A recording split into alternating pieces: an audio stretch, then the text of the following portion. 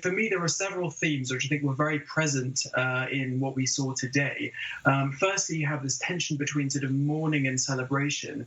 Of course, while the country is still in a period of mourning, you also get this sense of the future, and the fact that Charles was so present during much of the ceremony going on really represents both, looking to the past, but also looking to the future.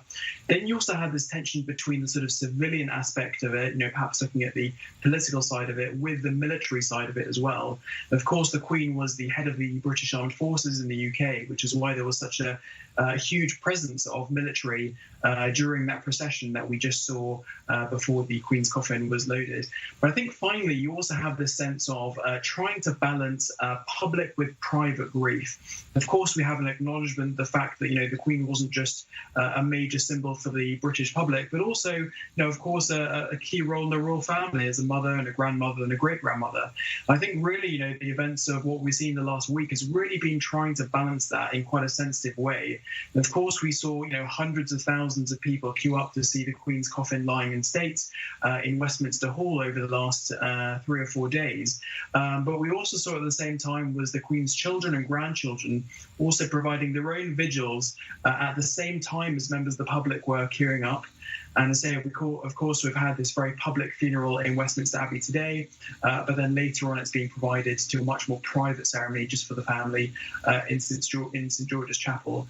I think really, all of those themes very much represent, the Queen's life in general, the awareness of the constitutional role, aspects of her life being private, but also acknowledging the very public duties that she had. Right. So really the day very much represented what she stood for as a person. Certainly extraordinary scenes. Mourners, as you say, from the UK, from the Commonwealth and from nations around the world, remembering the Queen and honouring her selfless service. One gets a sense, certainly, Adam, from afar, of true unity, that on this day, everyone, including within the royal family, is focusing just on the legacy of the Queen. I think that's absolutely correct. I mean, this is quite a turbulent time in the UK, both economically and politically. Indeed, when the statement first came out about the Queen's ill health, the UK was in the middle of a major debate over the inflationary crisis that was happening. And there was actually a parliamentary debate that was interrupted to announce this statement. But really from that moment, the whole of the UK's attention has been on the Queen and as well as her family as well. I think there's really been, an acknowledgement that whatever else is going on in the country, that actually, the whole country was going to come together in acknowledgement of the Queen's service.